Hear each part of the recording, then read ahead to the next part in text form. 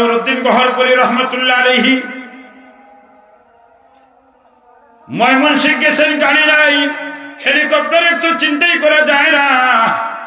এরা যদি হেলিকপ্টার ব্যবহার করত তাহলে কত সময় মানে শান্তি হইত, কথা বলেন ঠিক না?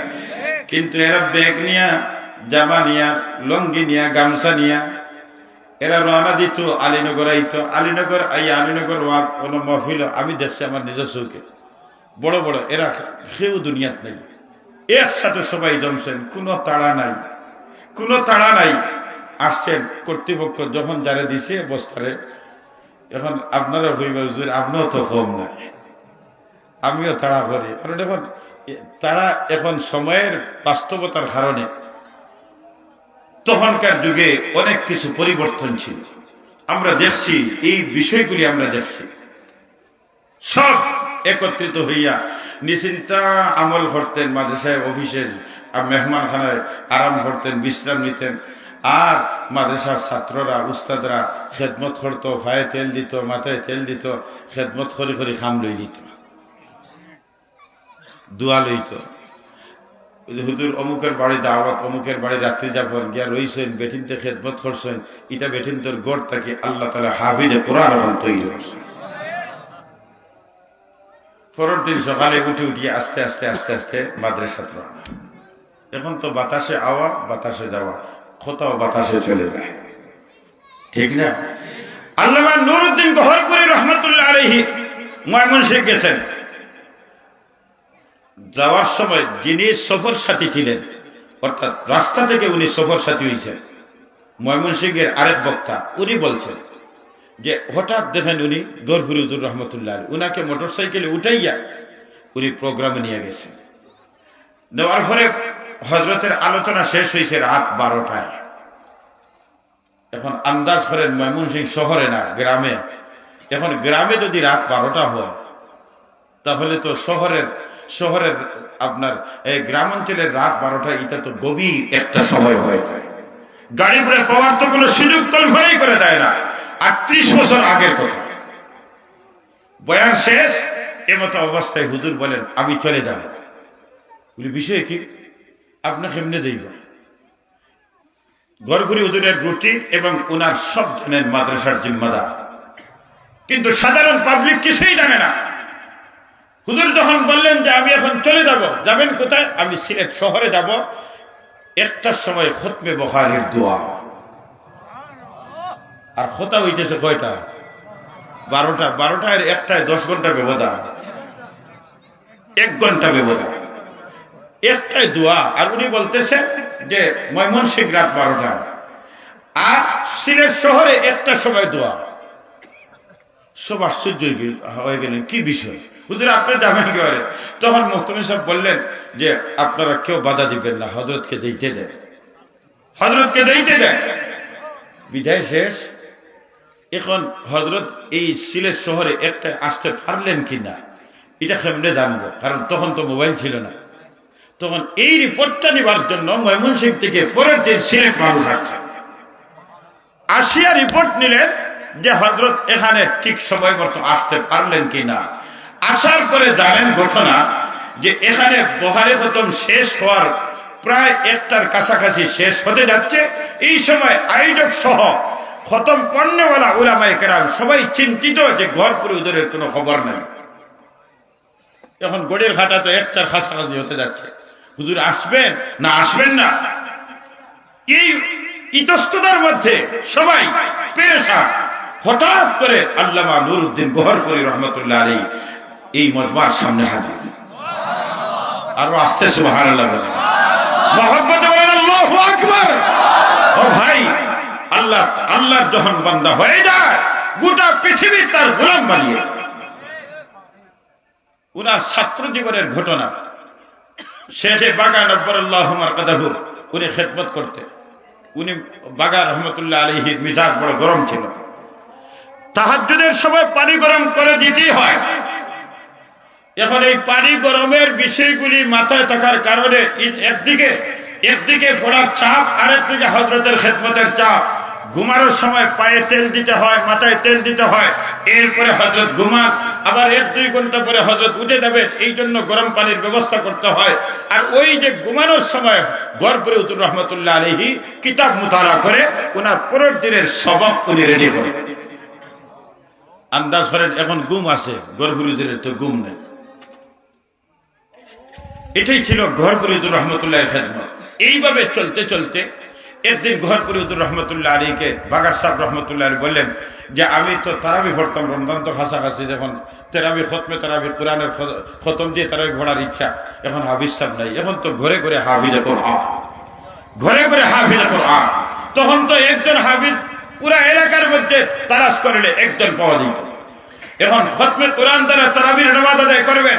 গড়পুরে হুজুর রহমতুল্লাহ আলী বললেন হযরত আমার জন্য দোয়া করবেন, ইনশাআল্লাহ খতমে কোরআনের মাধ্যমে খতমে তারাবি হবে। প্রতিদিন উনি প্রতিদিনের যতটুকু দরকার ততটুকু মুখস্থ করতেন আর তারাবির নামাজের ইমামত করতেন। এইভাবে রুটিন থাকার কারণে উনার আম্মার চেহারা, আম্মার সাথে মুলাকাত করার সুযোগ উনি সবসময় পাইতেন না। একদিনের ঘটনা, উনার অন্তরে আগুন জ্বলছে মাকে দেখার জন্য। এই মার আকর্ষণ, অন্তরের মধ্যে আগুন ধাউ ধাউ করে জ্বলতেছে, কিন্তু যাইবে কেমনে? একদিকে হযরতকে ঘুমানো লাগবে, খেদমত করতে হবে, পায়ে মাথায় তেল দিতে হবে, অন্যদিকে 3টার সময় তাহাজ্জুদের পানি গরম করে দিতে হবে। এই ফাঁকে এখন কিভাবে অন্তরের দালানি ভাবে যাওয়ার তো কোনো সুযোগ নাই। হযরতকে ঘুম পাড়াইয়া এবার নদীর ধারে আসলেন। নদীর ধারে আসিয়া বললেন, আল্লাহ, কলিজার আগুন নিবাইতে হলে একমাত্র মাধ্যম হলো আমার মার চেহারা দেখা। অন্যদিকে তোমার ওলির খেদমতের দরকার। আমি যদি তাহাজ্জুদের সময় যদি পানি গরম করে দেই না, তোমার ওলির কষ্ট হবে। আল্লাহ কি করবো, আমার তো শক্তি সুরমা নদীর পার পর্যন্ত আসা। এটা আজকে থেকে 70-80 বছর আগের ঘটনা। সুরমা নদীর কিনারা পর্যন্ত আসলাম গো আল্লাহ। আবেদন করতে দেরি, হঠাৎ দেখেন ওনার মার সামনে, দরজার সামনে গিয়ে হাজির। দরজা নক করছেন কবিররা, কে? মা জিজ্ঞাসা করেন, কে দরজায়? মা, দরজা খুলো, তোমার কলিজার টুকরা নুরউদ্দিন তোমার দরজায় হাজির। কি আশ্চর্য বিষয়! দরজা খুললেন, খোলার পরে ঠিকই দেখেন আমার ছেলে নুরউদ্দিন। তুমি কেমনে আসলা? এ তো গভীর রাত, তোমার হযরতের উস্তাদের কষ্ট হবে, তুমি এই ভাগে কেমনে আসলে? বলে, আম্মা, তোমার চেহারা দেখার জন্য আসছি, তোমার সাথে 2-1টি কথা বলার জন্য আসছি। কলিজা ঠান্ডা হবে আর হযরতের পানি গরমের তাহাজ্জুদের খেদমত ইনশাআল্লাহ করব। মার সাথে কিছু সময় দিয়া এরপরে বাহির হয়ে আসলেন। ঠিক তাহাজ্জুদের আগ মুহূর্তে বাগায় আসে হাজির। এখন বাগার সাহেব রহমতুল্লাহ আলী জিজ্ঞাসা করেন, কিতা গিয়ে আইছ নি? সুবহানাল্লাহ বলেন না, কি পরিমাণ কানেকশন!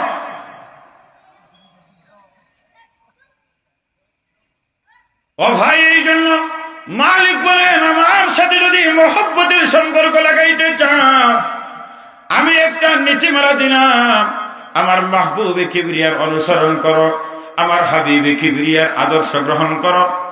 আমি আল্লাহ 2টা পুরস্কার ঘোষণা দিলাম। 1 নম্বর পুরস্কার, আমি তোমাকে আমার মহব্বতের বান্দা বান্দীদের তালিকায় তোমার নাম রেজিস্ট্রি করে দিব।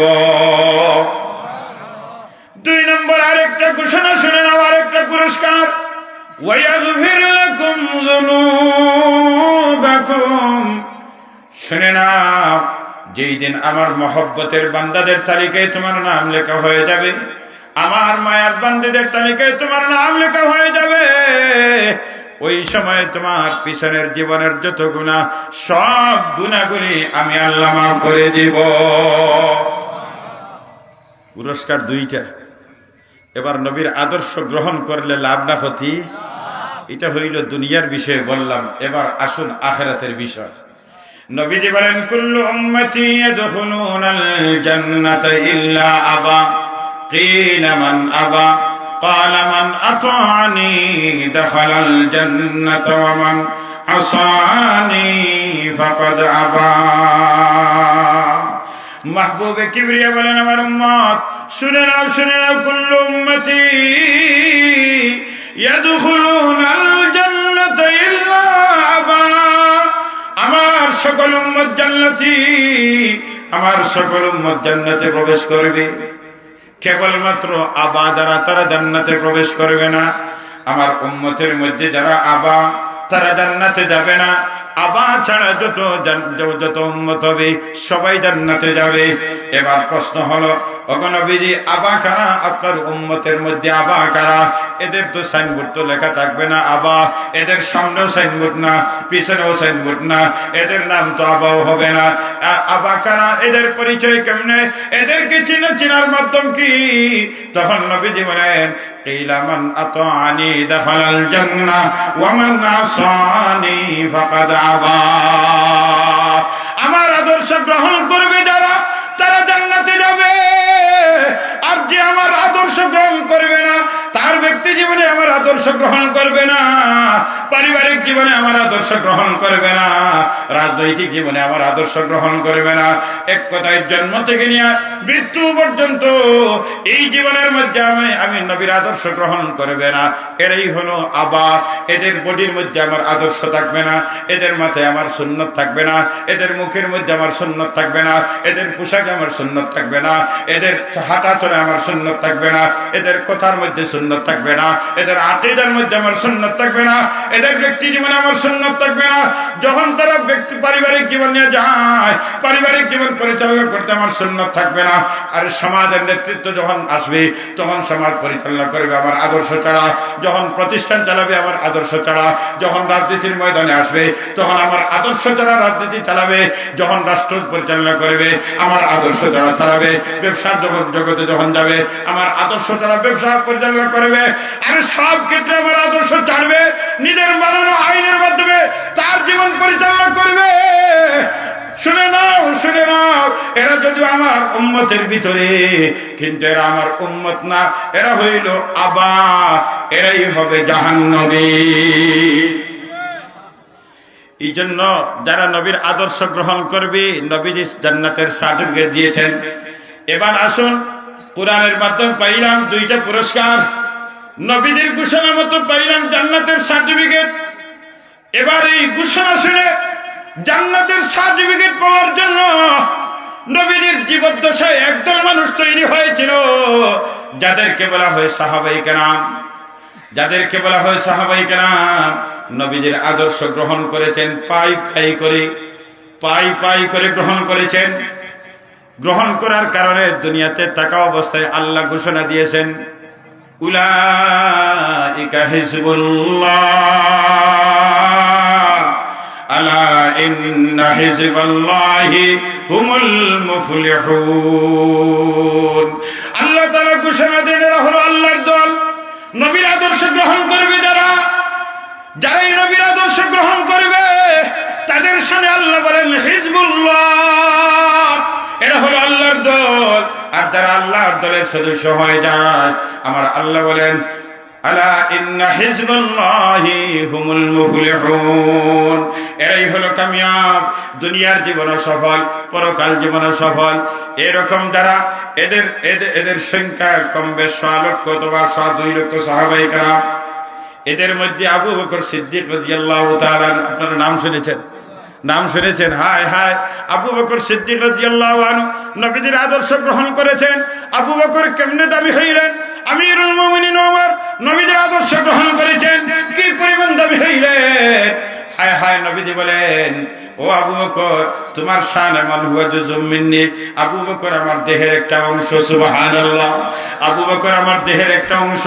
আমিরুল মুমিনিন ওমর, নবীজি বলেন, ওমর শুনো, ওমর, আমার পরে যদি কোন নবী নবুয়ত নিয়ে জমিনে আসতেন, তাহলে তুমি ওমর নবী হইয়া আসতেন। আল্লাহু আকবার। উসমানের ক্ষেত্রে নবীজি বলেন, লিকুল্লি নাবিয়্যিন রাফিকুন ফিল জান্নাহ ওয়া রাফিকি ফিহা উসমান ইবনে আফফান। জান্নাতের মধ্যে প্রত্যেক নবী রাসূলের একজন বন্ধু হবে। এ উসমান, শুনে নাও, সুসংবাদ গ্রহণ করো, জান্নাতের মধ্যে আমার একজন বন্ধু হবে, আর ওই বন্ধু তুমি উসমান ছাড়া আর কেউ হবে না।